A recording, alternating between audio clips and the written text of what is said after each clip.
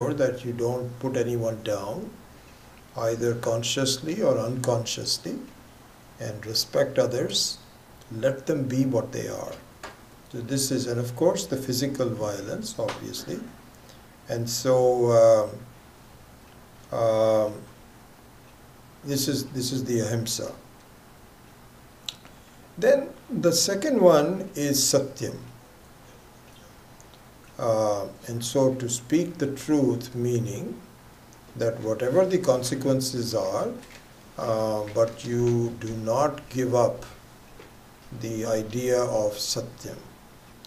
And even in some very subtle forms, I find people do untruth. Like, for example, the very common one is when you are invited to a get-together and you commit to going there, you don't show up on time.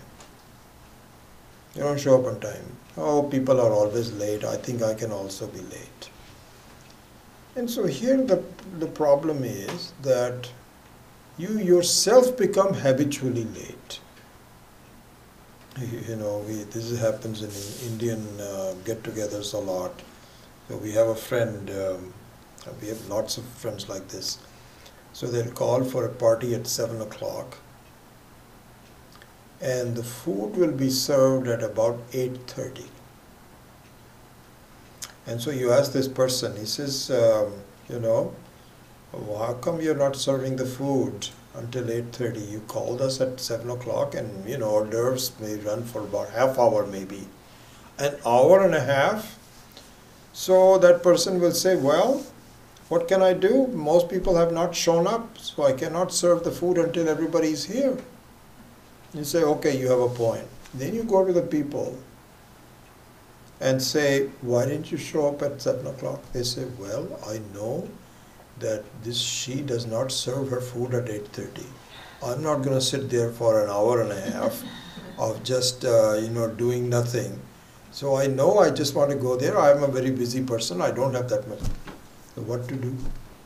So this is what happens. People have, and I find this all the time. They'll say, I'll be there in 5 minutes. You know it's going to take you 15 minutes. Why shouldn't you tell the truth? Just say, I cannot be there for 15 minutes. Just because it is unpleasant, you just tell. So Satyam, I tell you, if we just resort to be what we say we are, this is a great improvement in our life. Instead, we are always doing things that we would like to, but we cannot. Asatyam. So anyway, that's another part of the Yama Niyama. Satyam is another one. Then Asteyam. Asteyam means stealing. Essentially it means stealing. And nobody does a stealing anymore except for a few people who may need something. It's very possible. But Asteyam here in our life means taking unfair advantage of something, through unfair means, of cutting corners. What I should do something normally I don't do. I always ask for some things then, and I do less than what it is. And this is an interesting thing where these days you do Christmas bonuses to people. And it's important that you give adequate money to the people that really help you as a gesture of thought, like the garbage people and so on. So if you said, I don't have enough money, I'm not going to pay them. And instead of paying them $20, you pay them $5. Then that is asteyam. They deserve something more than that. You are not willing to give them. So this is just another way of asteyam. Then brahmacharyam. So Here Swami Paramarthananda has given a very beautiful definition of brahmacharyam. Brahmacharyam really means being not in any sexual contact with anyone. But that's not the meaning in real life. What it means is that be especially very careful in dealing with people, especially the opposite sex that we normally are attracted to.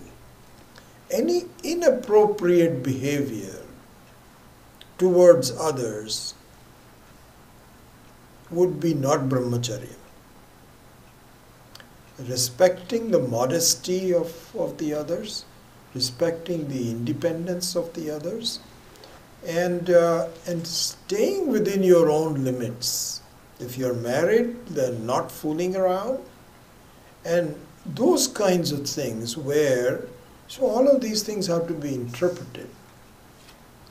And so asteyam, satyam, all of this has to be interpreted. What does it really mean for me? So here brahmacharya means having appropriate attitude towards other people. So this is what that would be. Then aparigraham, last one, I think that is the last one, isn't it? Yeah. Aparigraham means not be overly concerned about saving money for the future. Spending as you go along. And certainly you need to have enough capital to live on, no question about that. It's not as though, in fact it's interesting, just the savings habits of the Americans, I find, the Westerners here in this country, they don't save enough. Well, we need to sort of learn from them in some way. Indians, on the other hand, they save too much. You ask somebody, don't you have enough money? And they says, yes, I have it, but no, I need to have it for my children. Well, how much money do the children? No, but then grandchildren also, they may also need something. There's no limit to it. The next 5 generations you want to save for it. This is not what is meant for. So aparigraham means that you save appropriately, not inappropriately. So that's what that means. Amassing wealth creates a lot of problems. A lot of problems. Every time the stock market gets down, your mood is bad, and you feel useless. I've done all this and it's just gone in a day.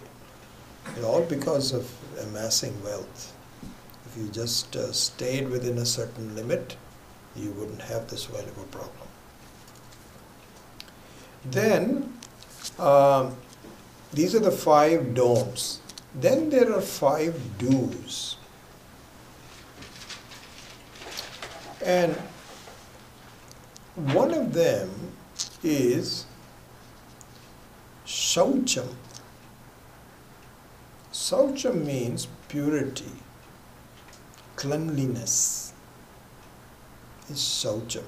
And this has 2 aspects to it, physical shaucham and mental shaucham. Physical shaucham is obvious but not observed. It's interesting. I sometimes look at, just casually sometimes, just meet someone and he comes out of the car. You look at the contents in the car. It is amazing. Sometimes it is like a storage, unless you are a homeless person, which is a different thing altogether. But if you you live in the car, the amount of unrestricted things that they put people, and you don't have time to take it out, or in their offices or homes and so on and so forth. This is not a joke which says cleanliness is next to godliness. Very important. Taking a shower and just keeping everything, this is an important thing, is to do that. Then the mental shaucham is much more important. So mental shaucham means you do not allow in your garden of your thinking weeds to grow. And weeds means ragadvesha, where you routinely have favorites that you go after and you do not like some other situations and you are too concerned about it. These are weeds of the mouth. Means that they take over the normal thinking. You're so concerned about likes and dislikes. I love doing this, I hate doing that. These are called weeds. One should have equanimity towards whatever life comes and just have a clean mind. And your approach to people, how you talk to them, you're not thinking of them as what is foolish person this is, why do I have to deal with them? And it just comes from the fact that you do not appreciate the person for what it is. Anyway, so you know all of that. So that's what means shaucham. Then the second one is called santosha. Santosha means that lack of adequacy with what you have and lack of competition, lack of jealousy. And so what it really means is that our emotions are such that if you have something that you need, that should make you very happy. And you're happy with that. But if you find someone who's doing better than you, immediately your santosha goes to pieces. Now your adequacy is not disturbed. You still have the same amount of money. You need whatever your needs are, you are fulfilling it. But just because the other person has more, you become disturbed. So santosha means that to stay within what you have. If you don't have enough, then that's fine. Then you need to work towards it. But if you have it and not really enjoying what you have, instead you're focusing on what you don't have just because of somebody else, this is you should see what disturbances you have in your life, what the sources of disturbances are, and adequately deal with them. So santosha is another one. Swadhyaya is the third one, which means that a scriptural study as a normal method of spending your time during the day is very important. See how much of your time is looking at news and sports and so on, and if you say, well, why don't you study something? Oh, I don't have the time because I'm so busy. Then take out half hour, an hour of really some serious study. So important one. Then next one is tapaha. So tapaha means austere living. Austerity means some controlled living, not pompous, not luxurious, simple living. And in the beginning you feel, no, this is not going to make me happy. Eventually, a simple life, uncomplicated from all the things that bother you, is the best life. Is the best life. You are content with it.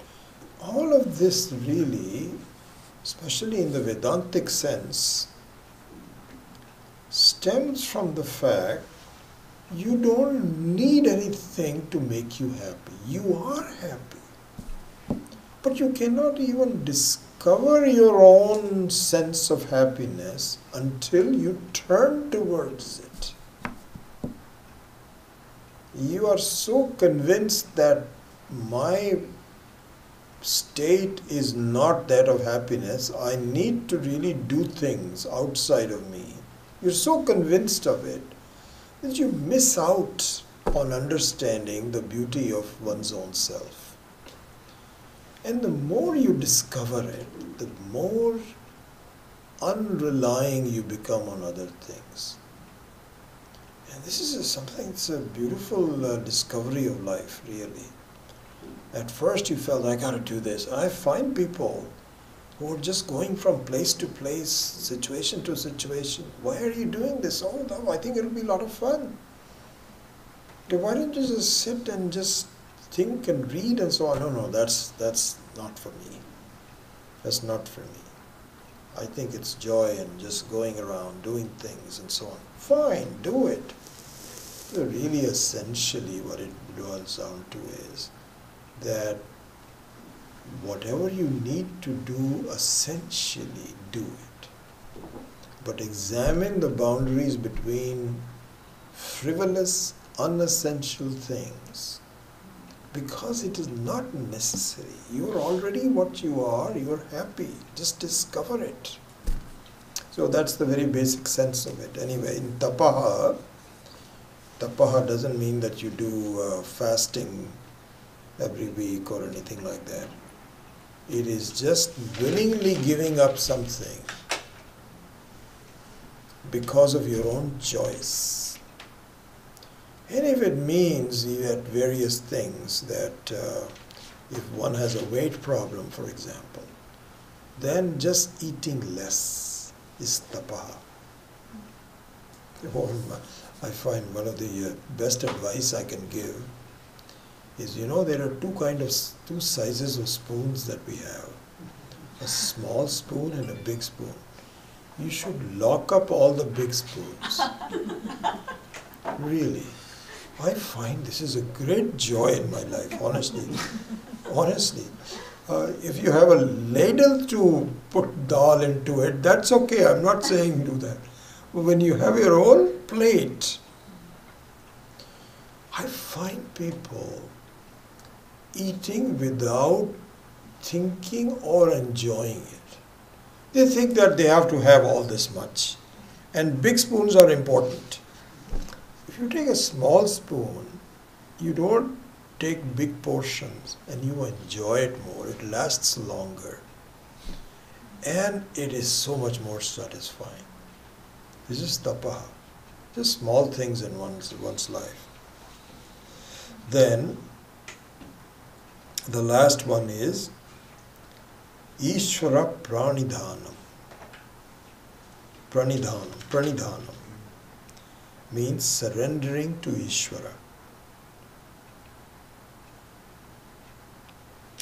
And so here, surrendering to Ishvara means discovering that there are laws of creation and sustenance that are going on without your intervention. So this is as Swami Dayanand used to say, the order of life. So you have a biological order, you have a psychological order, you have physical order, mental order. There is a certain order to life. And to discover that and to recognize it as part of living is what is called Ishvara Pranidhana. So that's another part of niyama. Here, in the acceptance of the law of karma, Swami Paramarthananda did a very good job. Excellent job. I think in two areas, these are, if we can just understand these two areas of Gita, it will be very useful to us in our life. So the first one is, we were just discussing it in the previous class, so for those of you that were in the previous class, please forgive me, there will be some repetition of that. But I want to bring it up in the essence of the Gita. So the first one, there's two things that Swami Paramarthananda pointed out, which is very useful. The first one is the law of karma and karma phala. Karmani eva adhikaraste ma phaleshu kadachana. This is the classical in the third chapter. I think it is in the third chapter. So what it means is that the human right is towards karma and not towards the result of the karma. This has to be understood. There's a lot of confusion about this. So a lot of people feel that perhaps what Krishna is saying is that you should not be expecting results when you do karma. How wrong can it be? This flies against the fact of nature. I mean, even Krishna, for example, expected Arjuna to be listening to him when he's saying this. Supposing he is saying this and Arjuna is looking around. Krishna says, "What are you doing? I'm talking to you." So he says, "Didn't you say that you should do karma without expecting? Why are you expecting me to listen to you? Didn't you say it? It doesn't make any sense." So Swami Paramarthananda pointed out very well that this is what I said earlier in the class also. It means you let me do the worrying. You do not worry. Don't waste your emotional energy in worrying. Do the best you can. We went through this many times before also. Like the example that he gave was very nice, and I appreciated that. Supposing you have to book flights from point A to point B, it is important for you to say which airline has more flights. Supposing you're coming from Seattle to San Francisco. It is better to go on Alaska Airlines than on United Airlines. I'm just picking out an example. I don't even know whether this is truth or not. United probably has 2 flights from Seattle to San Francisco. Or let's say to San Jose. That's better. So if you miss the first one, then maybe the second one is in the afternoon. Alaska or Southwest is actually a better example. Southwest flies 1 every hour. So your karma means that you select the right airline so that if there is some cancellation, by the way, somebody was telling me, they've done some research, United Airlines cancels more flight than any other airlines.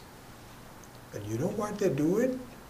They have a load factor. If it is less than 60%, they cancel the whole thing.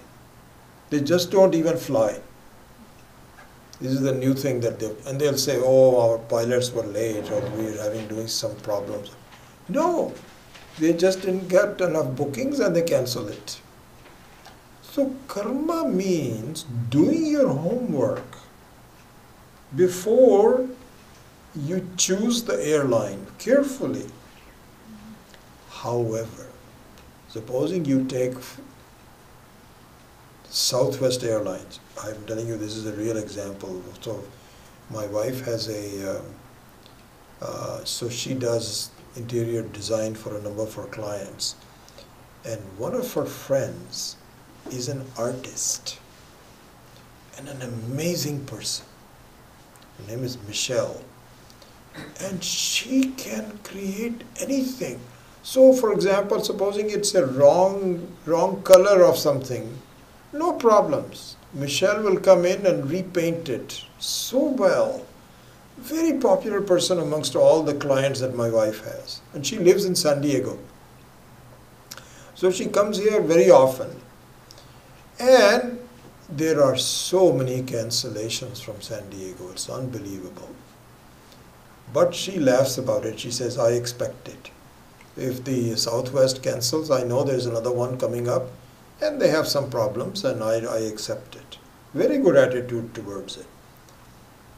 Going back to what Swami Paramarthananda was saying, is that your emotional energy should be to maximize doing the best karma.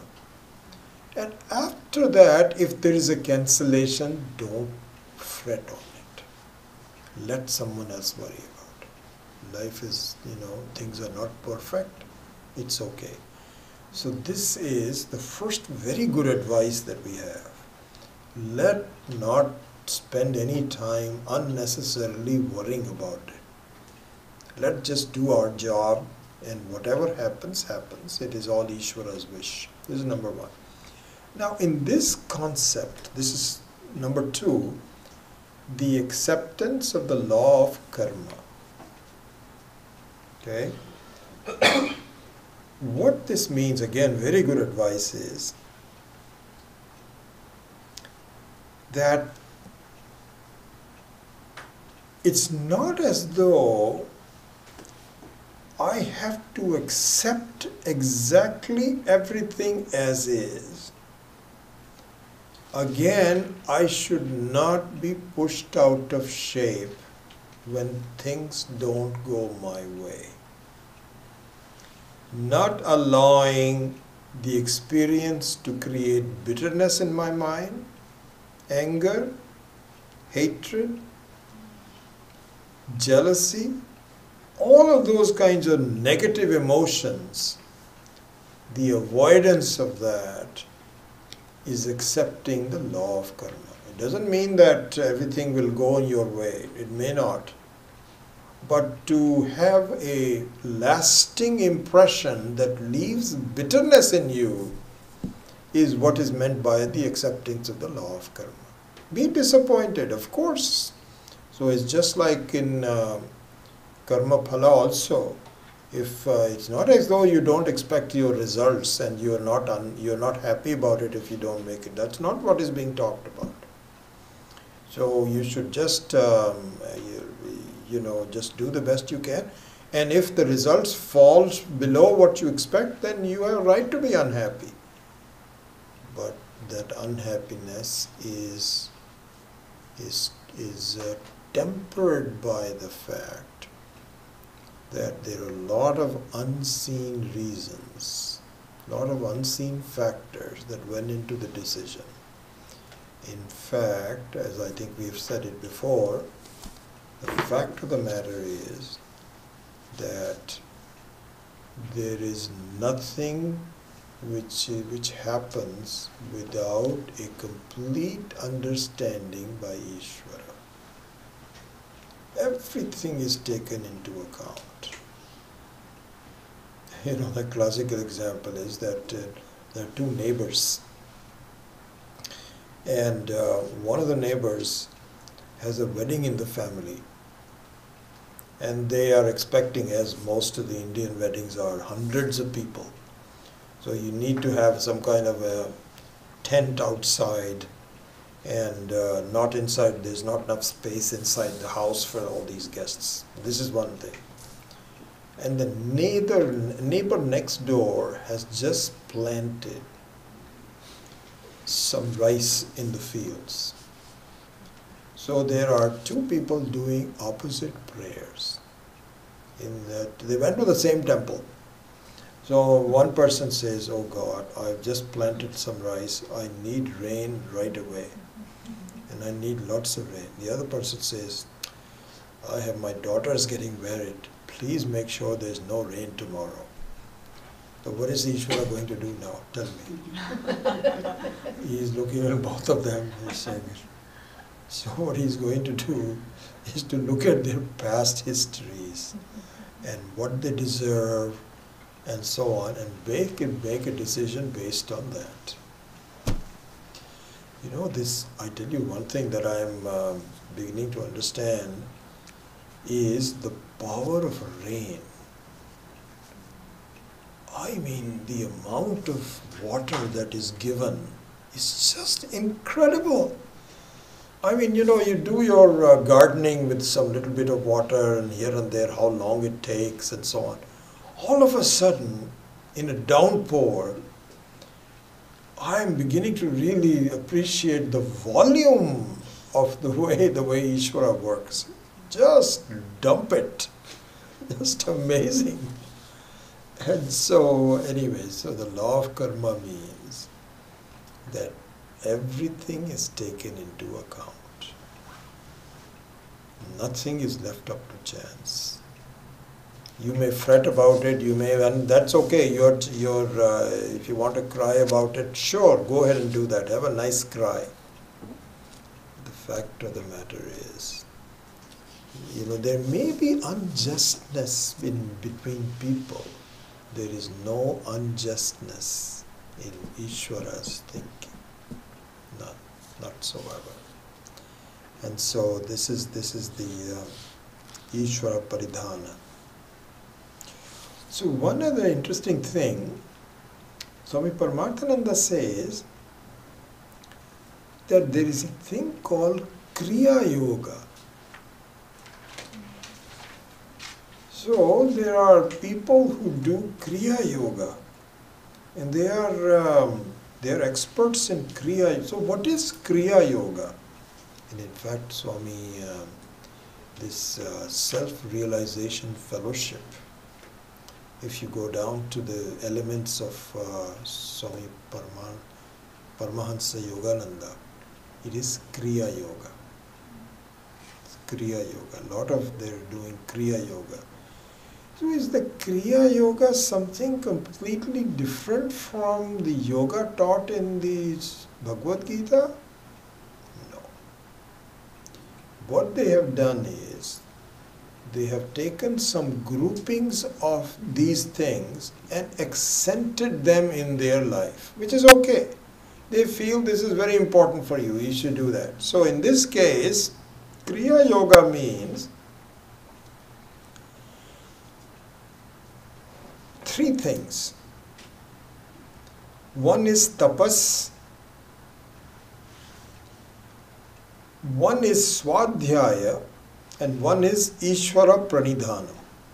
These three things. This is what is accented in the Kriya Yoga.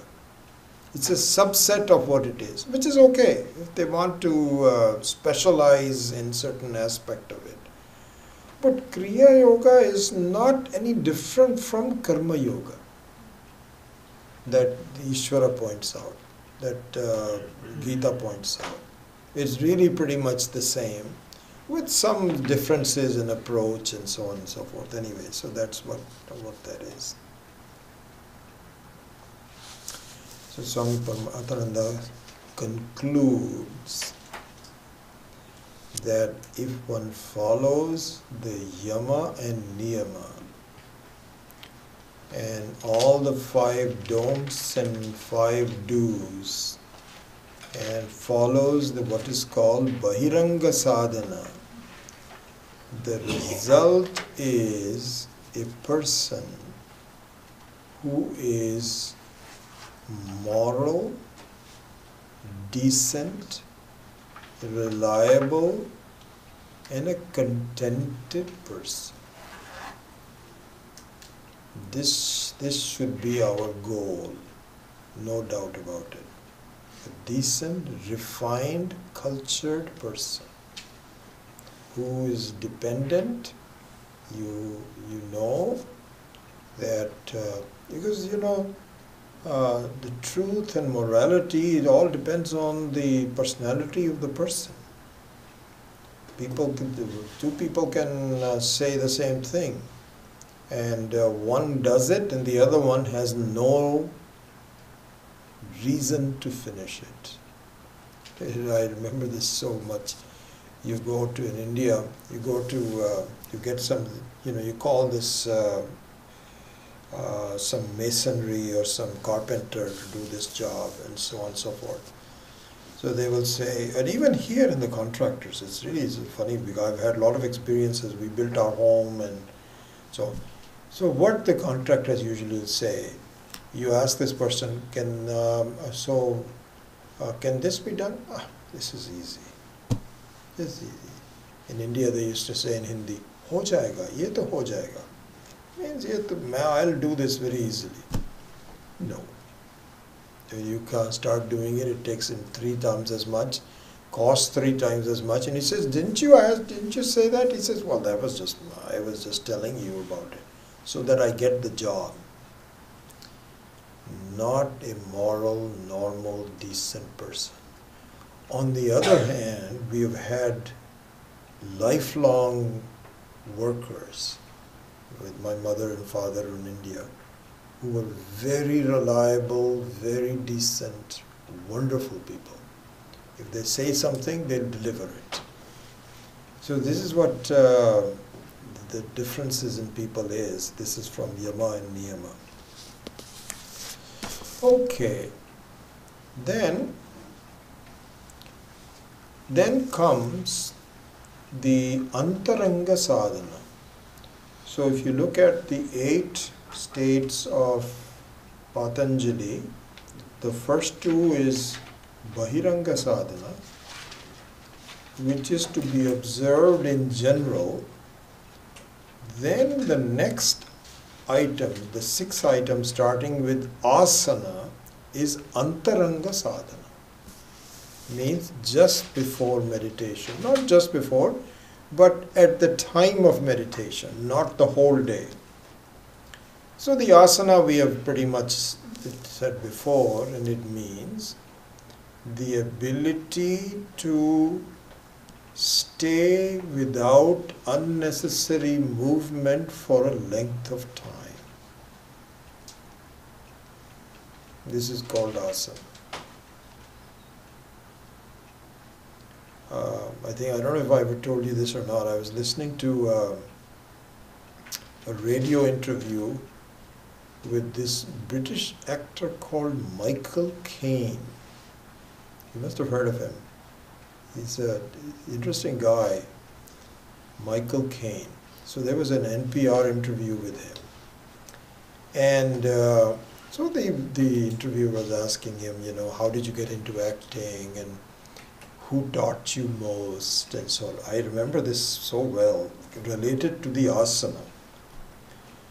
So he was saying that there are some basic principles of good acting. And he says, let me give you one example. He said, if you look at the scene where there is an important person and surrounded by lots of people who are not as important. Like, for example, Godfather. In fact, he gave the example of the Godfather. I still remember this. This was in the time when the Godfather picture had come out. He says, if you look at Godfather, what you will find is that people are scurrying around, moving their limbs and talking and so on and so forth, and they're moving all the time. Godfather doesn't move. He looks at it like that. Stays together. Every limb of his body is measured. He says, so the importance of the role comes from movement. He is not, if the Godfather is doing like this, What did you say? Oh, I don't know, I don't like that. You're not a Godfather. Godfather means. Yes? No. So, really, this asana is like a Godfather. You need to learn not to move. At first, with effort, and slowly, effortless. And this is a prelude to your thoughts. Because when you have lots of thoughts bothering you and so on and so forth, you also move. And in fact, it's a prelude to it. So you tell your thoughts through the movement, the lack of the movement of the body, I don't want to disturb. No, I don't want you to disturb me. I am doing something very important. Okay? And so the asana has a sense that it has some stability, non-movement for the duration of it. This is what the really sense of asana in meditation is an important one. Then of course the next one is pranayama. So pranayama also means exactly pretty much the same thing, that you regulate your breathing. Because if you notice when you are disturbed, when you are tense, your breathing also gets disturbed. So this is the other way around. You just practice, and this is a very, very beautiful thing where, as we have done also in our practices also, is that you just focus on the breath, and see how evenly spaced it is, nothing hurried, and not effort oriented, just a normal, long, even breathing is the pranayama, which also helps you in meditation.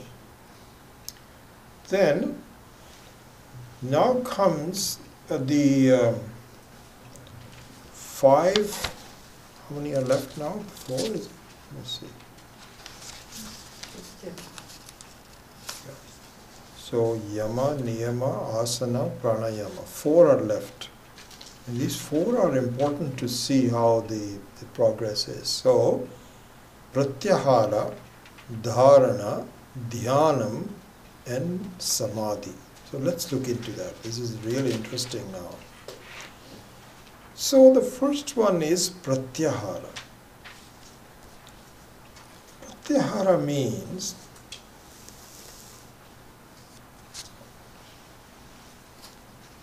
withdrawal of your sense organs from the external world.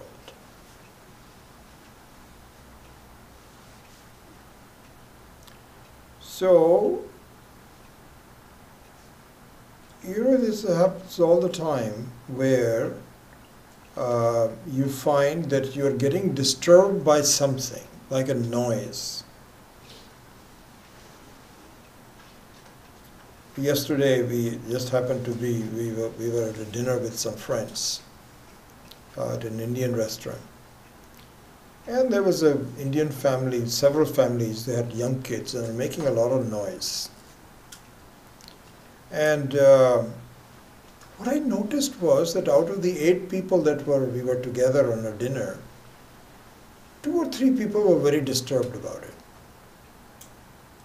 And other 5 or 6 people didn't even notice it. This is very funny. If there is everybody's ears is about the same. It's not as though anybody was deaf. Everybody could hear it. But some people were so engrossed in their own thoughts and talking and so on, that this didn't seem to... we could hear the kids making noises, and they were really undisciplined, I must say. Once this was pointed out, then all of us started to become concentrated on that. And there was these parents who were not really controlling their kids at all. They were making all kinds of noise. But before this point, it was very interesting that you did not really have any cognizance of the outside things. And whatever happened, happened. And I must say, Swami Dayanandji has been greatly influencing me on this. Because I have learned to ignore phones and, people talking, not normally doesn't happen, or people coming early or late or something. It doesn't matter to me. And it took me a little while to get now to a point that I doesn't even think about that. I don't tell people in the beginning that please silence your phones. If somebody didn't silence it, it's okay. It doesn't matter to me. So this is what is called pratyahara. Pratyahara means it is possible for you to naturally not be affected by disturbances.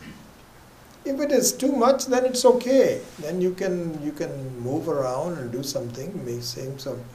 But as a normal course, and especially during meditation, it shouldn't really matter that much. It's okay. So this is what is called pratyahara. And in the correspondence of Vedanta and Patanjali Sutra, this is what is called Shama and Dhamma. So the word Dhamma, Shama Dhamma, Uparama, Uparati, Shanti, Titikshaha, etc. The Dhamma represents to Pratyahara, just as a correspondence between them. Okay, then the next one is Dharana.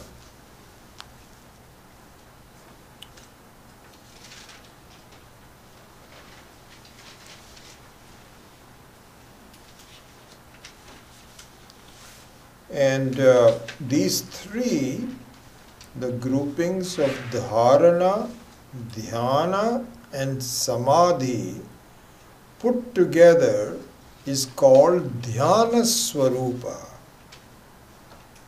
the method of meditating. So when you say method of meditating, even Pratyahara could be used as part of that, but that is so obvious in the sense that not being focused on things that control your attention. It's a very natural thing. If I'm going to do something, even in a normal study, for example, when you are studying a book or something, then just the fact that you're not really looking at anything else, you're just studying the book, it's normal. But these three, Dharana, Dhyana and Samadhi, are normally called Dhyana Swarupa. This is the essence of meditation. Here one thing I remember Swami Viditatmananda had pointed out. He said, you should go to some of the banks in India. And so what happens is that typically these very rich people, even not a rich people, supposing you are just a shopkeeper or something, and you want to get some change from the bank. So you ask somebody who works in your shop, please get me change for 10,000 rupees, and make you get them in 100 rupee notes. Okay, all right. So you send a trusted person.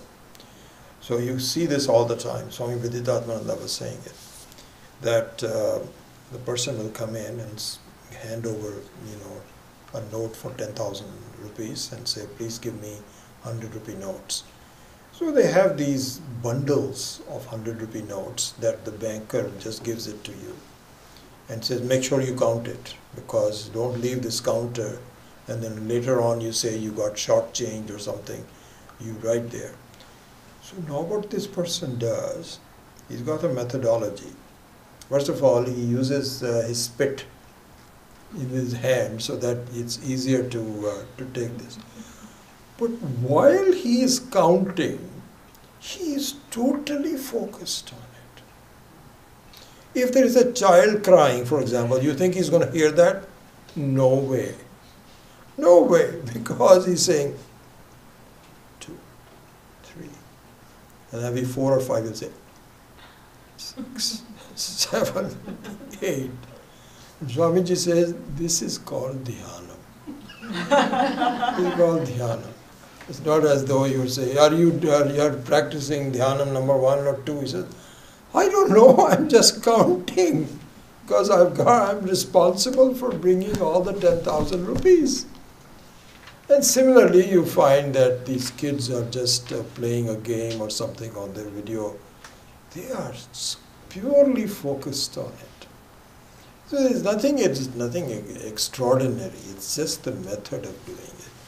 The problem is that our mind is so distributed all over the place that we are not used to, especially doing something about Ishvara and all of this. We said, well, I don't know where Ishvara is, don't know how to do it. This is the method to do it. So these are the three things. Let's go into each one of them. So dharana means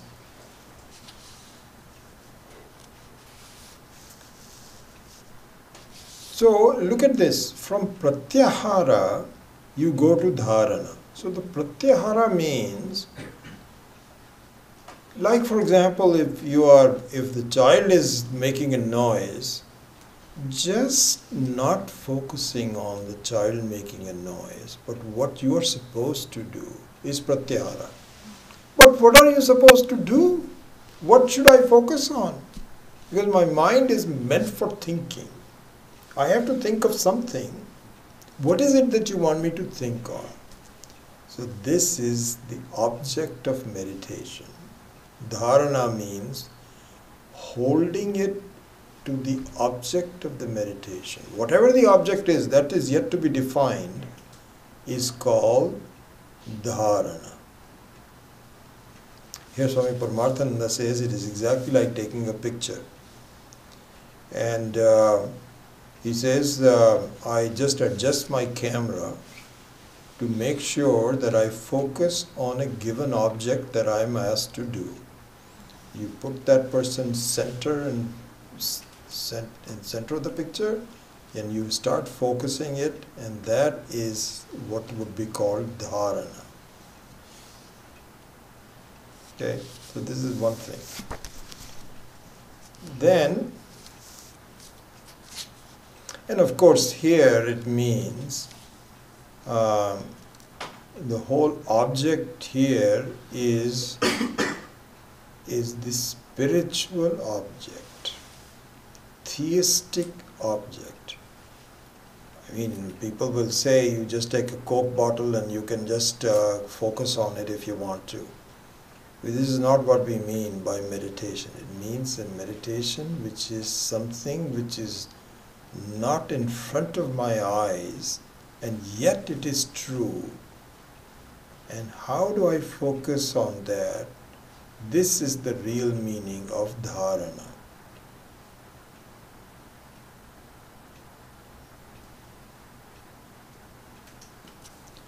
Then,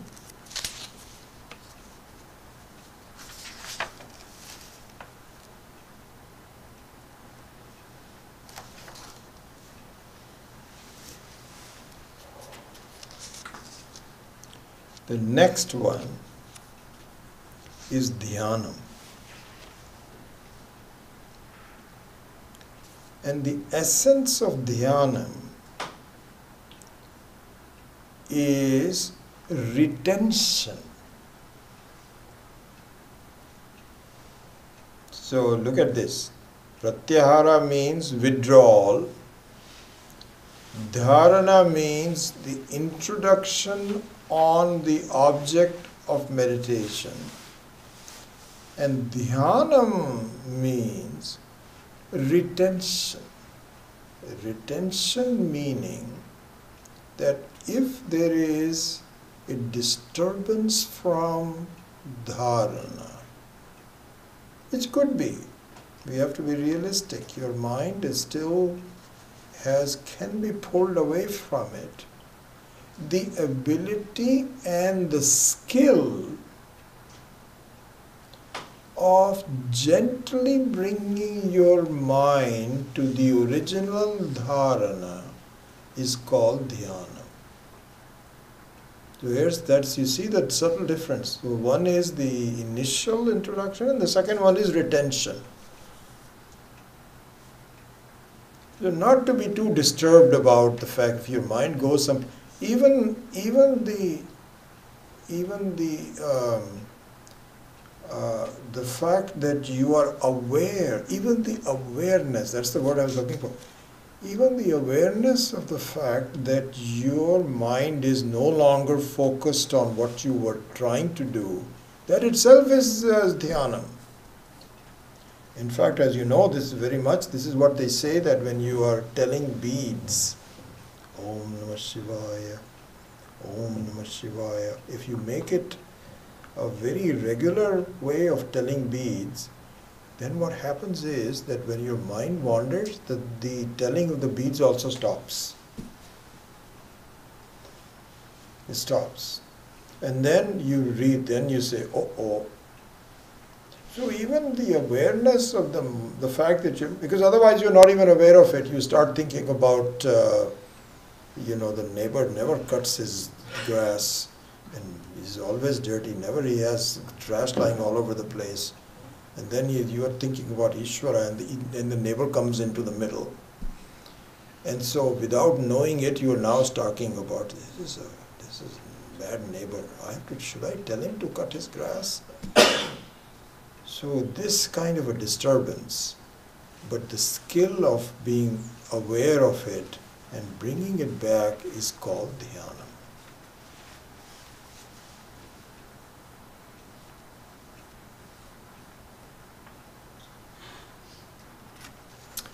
Then comes the last one, which is samadhi. And this is where some very interesting things we should think about. And this is where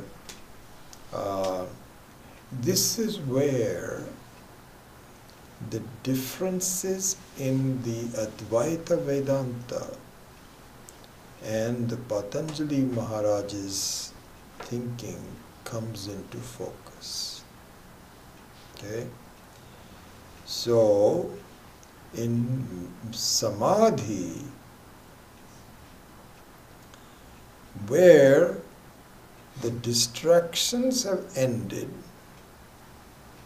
you are indeed able to do dhyanam at first with effort and slowly, effortlessly. Leads to samadhi.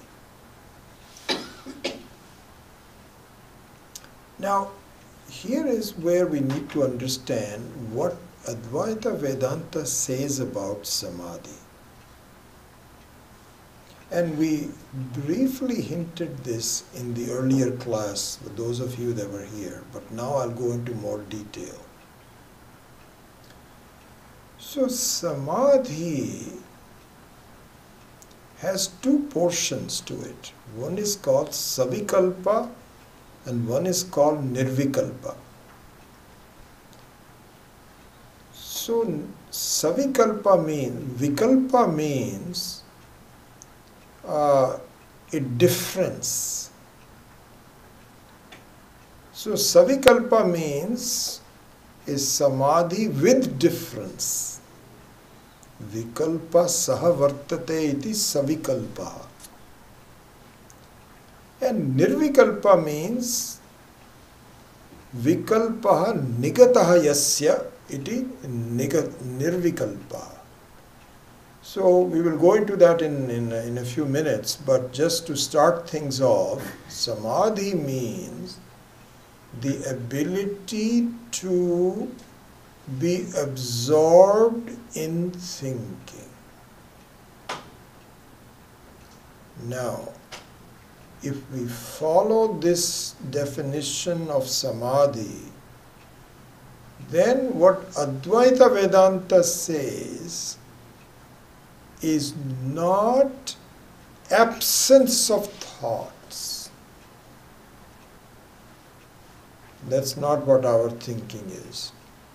And quite frankly, I have not gone into what the exact definition of samadhi is in Nirvikalpa and from a Patanjali Sutra standpoint. That's not what I want to do. I want to understand my own, what our Advaita Vedanta acharyas are saying. Okay? So all I understand is that there are differences. And there are huge differences. One sets you free and the other one doesn't. So I'm not interested in finding out how does it not set me free. It's not my job. My job is to understand how does it set me free. This is what we want to focus on. So let's just have an introduction to that. So now I'm going back to I've switched over from Patanjali Sutra to the Advaita Sutras. Sutra means just the aphorisms, not really in any physical means, but an conceptual understanding of what it means. So, as I said, it has two portions to it. Okay? So, let's look at the Savikalpa. And in fact, let's look at the elements of Samadhi as we understand it. And this is what I was saying about the earlier class also. So there we said that if you are visiting a temple, and suppose you are looking at a image of an Ishta Devata. So I took the example of Krishna. So you enjoy going to the temple, and it's a very good thing to do where you're sitting down and you're looking at Krishna, the beautiful form of Krishna, with the flute in the hand, and the peacock feathers behind the head, and so on. And also perhaps sometimes having a Sudarshana Chakra, and his clothes, and the way the feet are, there's a very particular way where one foot is kind of like twisted like this, not twisted but bent at a beautiful angle like this, and the way the whole body is.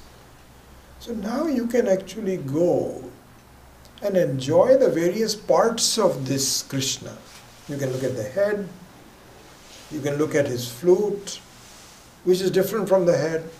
Now you're looking at his clothes, which is yet different. You're looking at his feet, which is yet different. All of the things, but they all conform to a single person, which is Krishna. Now if you look at Radha, that's a different view. So that's a different view, but just on understanding Krishna, there are various parts to it that you are enjoying. This is what we called Samadhi. So please understand this carefully. Samadhi means examining a single individual from all the aspects of it. Not examining a different individual, but examining the same individual but with different thoughts. Sometimes looking at the head, sometimes looking at the flute, sometimes looking at the legs or the feet. Different aspects of, but all pertaining to a single individual. Similarly, Samadhi in our sampradaya, in our understanding, meaning examining the Paramatma in all of its aspects, having thoughts about the fact that I am always awareful. Just thinking about it. Always awareful. When you say always awareful, it is not in all periods of time that I'm awareful. I am awareful by nature, which means that time doesn't play a part in it. It's not as though, you know what, I am awareful from 7 to 8. And then from 8 to 9 I am not awareful. No. Seeing that I am not, when you say always, it means no relationship to time, independent of time. This is one aspect of understanding of Samadhi. One aspect only. This is like looking at the head. then doing samadhi, that I am.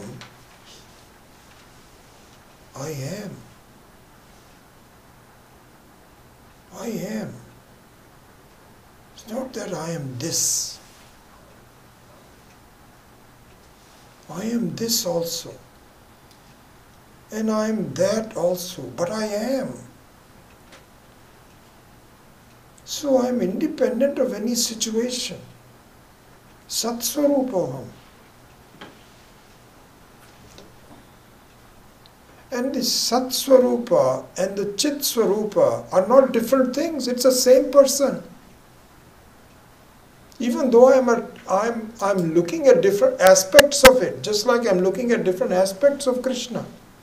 It's the same person. And in fact, it is good to have different aspects to it. Good to me in the sense that I should appreciate the mahima, the enormity of this. You cannot just say I am. You should also see that I am also awareful. And I don't change. And so this is what is called samadhi. Staying with one vastu, lack of better word. You cannot say a thing, because a thing is a inert. Vastu. One person. And looking at different aspects of it. This is what is called samadhi. And the ability to do so in traveling at different aspects, all staying within the same aspect, the same person. Now comes the slight difference between savikalpa and nirvikalpa samadhi. Now that you've understood what samadhi means, the next thing is the difference between savikalpa and nirvikalpa. Savikalpa means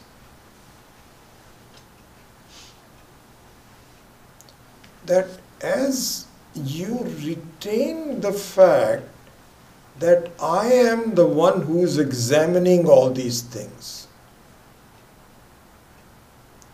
So your jivatvam, your sense of being a separate person, is still part of this samadhi. Even though your samadhi is well done in the sense means you have developed the skills to not be disturbed by looking at anything else except the Atma, Paramatma, Jivatma, same thing, Atma. That has now captured your thinking and you are examining the various aspects of it. This is called samadhi. But while you are doing it, you are also aware of the fact that you are doing it. You are the one who is examining it. This is called savikalpa, meaning the duality of you as a jiva and looking at your own atma is very much there, isn't it? Nirvikalpa means the fruits of understanding the Atma. What do you mean by fruits of understanding the Atma? It means that when the clarity of what you are looking at is so good that you yourself disappear. You are no longer you're no longer there as a jiva. It just envelops you. The truth doesn't change. The same truth as savikalpa and nirvikalpa. But the final string was there of duality that also disappears. So this is our understanding of these stages. Beautiful. And we completely endorse all of the states of Patanjali Sutras, and there is a method of doing all of this. And so both the Bahiranga Sadhana and Antaranga Sadhana are taken into account, and this is how one appreciates the truth about it. So with that, what Swami Paramarthananda has done now is he's now gone back to a detailed understanding of the following sutra, or the following verses, number 18, 19, 20, 21, etc. We may not do it to the same degree as he has done, because he teaches almost like every day, and so he's able to put a lot of, we don't have that time. So what I'm going to do is that now that I have laid out the structure of meditation, let me examine which of the verses we might touch upon and ones which we may not. And I haven't done that work. I haven't really read ahead in terms of his descriptions of that. So I will do so. And it is very possible that we may not do all the verses, but I will certainly put that into context so you know what the narrative is, and we will do so. So with that, I close the class, and we will actually have a class next Saturday also, 29th. Om Asato Ma Satgamaya Tamaso Ma Jyotirgamaya Mrityorma Amritam Gamaya. Om Purnamadav Purnamidam Purnat Purnamudachyate Purnasya Purnamadaya Purnamevashishyate. Om Shanti Shanti Shanti. Hari Om Shri Gurubhyo Namaha. Hari Om.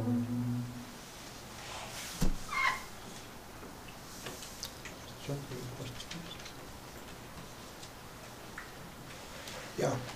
So at least from one of the dimensions which I understood, in the samadhi that you are, the steps to going into samadhi, in some sense, first question is, as a practitioner who is trying to do that, at one time when you're going to samadhi, you just reach one stage, and then later on when you develop more, you go into the other stage. And at each stage, some of the so the parikalpa and the nirvikalpa, some of the avidya that is covering you, you drop off, so you go to the next stage of samadhi. Is that I got the sense that was there, but maybe I'm just... So, yeah. So I'll repeat the question. I think I've been guilty of not... so for those people that want to... So the question from Venkatesh is, these various stages, are they ones where you stay at, as my understanding of the question, do you stay at one stage until you really perfect it before going to the next one? They are kind of like distinct steps of a ladder. Or can you go back and forth and reinforce the earlier ones and so on, right? I think it happens more naturally. I think that I would say more of the second type rather than the first one, in the sense that you certainly pay attention to each one of the steps, saying that this is what I want to really work on, but not be there's no qualitative or quantitative assessment that now I am done with this, now I have to go to, it isn't like that. You so for example, look at the the pratyahara and and dharana.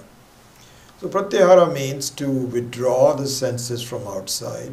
Dharana means to focus in on something. So the same example of a child crying in the background. Okay. So what you find is that, and it's funny, it's that happens to me sometimes when I'm doing meditation. Excuse me. And I find that this there is a leaf blower that somebody's operating, and it's very funny. Sometimes I'm not even aware of it, but once I get aware of it, then I say, "Where did this guy come from?" Then my meditation is interrupted, and it's just an example. So in going from pratyahara to dharana, it's possible that you first work on just the pratyahara for a while. And then you say, okay, now I want to focus on something else. And if you're able to do so, go ahead right away, do it. If you're not able to do it, then just try to minimize the disturbance. Like, for example, on this leaf blower, you say, so what? Let him, this is his job. And why does it disturb? So you stay within it for a while and deal with it to a point before you can go to the next one. Or try to focus on something bigger, and then you find that it automatically sloughs off. So it's a more gradual process between them. I would say it's a combination of those two, where you work on each one of the steps, then go to the next one, and then make sure that the previous one is working well enough. If it is not, then you may have to come back to the other one. Something like that, more natural. It's not as cut and dry. Okay, can you please repeat? Oh, you want to go ahead? No. So repeat what, sorry? You mentioned law of karma, and you referred to some sloka from third chapter, karma. So the third chapter was karmani eva adhikaraste ma phaleshu kadachana. So it means that so both Ishvara and Jiva are jointly helping you to become free of problems, is what happens. And so he says, in that process of both of us working, your focus should be on doing a good job. Put all of your energies in that. My focus is to make sure that I look at all of the prevailing conditions and give you an appropriate phalam. There is like a judge who looks at all the things, premeditated action, etc., and pronounces a judgment which is to the best of the knowledge of the judge is the best one. Here, Ishvara can never be an improper judge. So Ishvara, which is basically says, leave that to me. And if the karma phala is below your expectations, don't get pushed out of shape. Go on to the next one. Go on to the next one. And you will find that the flow of things will then improve to a point where even while you're doing the karma, you will enjoy it. You don't have to worry about it. Why did I do this? And so on and so forth. You just become much more worry-less in terms of doing that. So that's the, yeah. One more last unrelated. You mentioned santosha. Yeah. Is it same as trapti? It's same as tripti? Yeah. Trapti. I think the rakara will be trip Yeah, so I think we're taking the same thing, tripti. No, not quite. No, tripti is usually referred to as complete satisfaction. You know, like for example, when you're hungry, then it depends on how hungry you are. And if you have enough food to fulfill your hungers, you have tripti. This is called santosha. Is slightly different. It means that you rely upon reasonable fulfillment of your desires. You don't always keep looking for something else. You focus on what you have, which is a subset of tripti. Tripti is a very is an immediate satisfaction, whereas this is a more general sense of I'm okay. I don't need any more. Why am I worrying about this, that, or the other? So a slight difference between them. Yeah. Sorry. Yeah, I was just wondering if you can share the experiences of Mahatmas that you may have heard, whether the initial stages of unable to focus on a given object, either a large object, a pratima of Lord, to a point where they're able to focus more or less everything on it, and then find that they have gone on to the unobjectifiable Brahman, if you will. So is there a stage like that where you can focus to a point where you ultimately focus on something like without pratima? Or do you find that you go in between the stage of focusing for most of the time on pratika pratima, and you find that maybe part of the time you were not focusing on anything, and yet you had no thoughts? Yeah, so the question is about if I have had some talks with Mahatmas that have expressed this whole process of focusing on the self and so on. So, see, I think the thing is that even the Mahatmas that we see and know, they are also trying to reach the same thing as you and I are doing. We are just at different stages of it, as per se. And so our own experiences can also is simply a degree rather than a drastic change in anything. So, for example, one of the things that one should see this is an important thing. This is in some way a lot easier than it appears. It's not as difficult. We make it very difficult.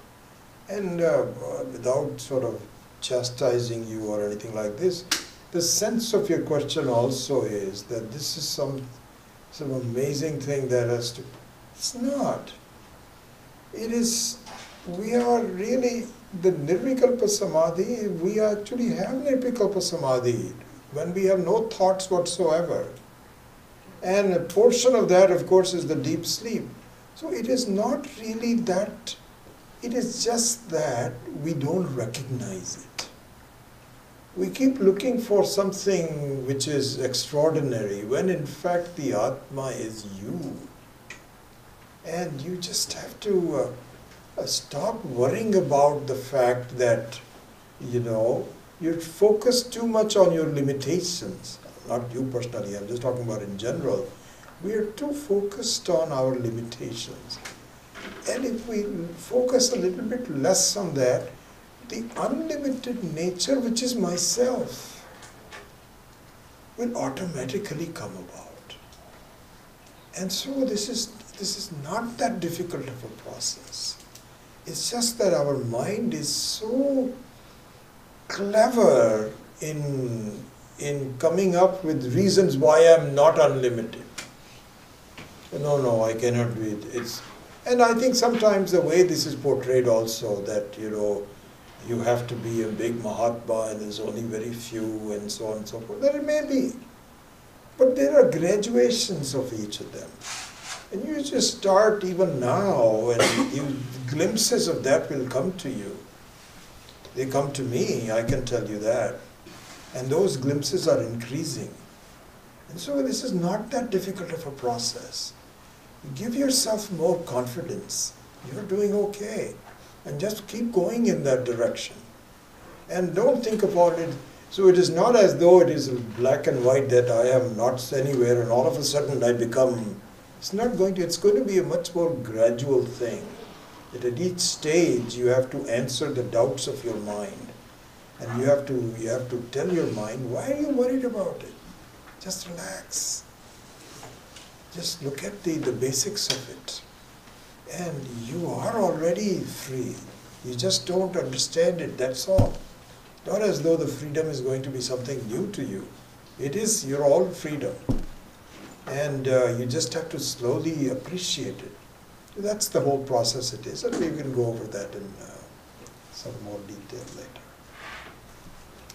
Yes?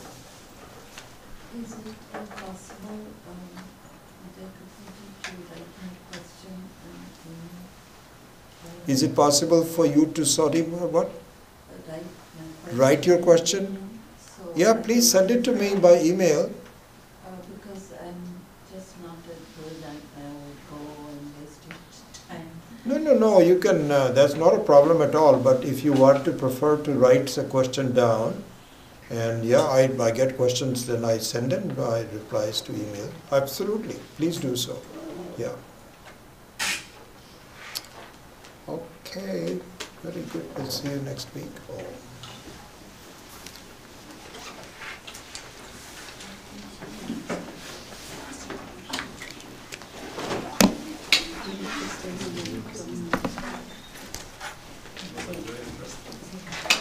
I'm going to be away next week. Not be here.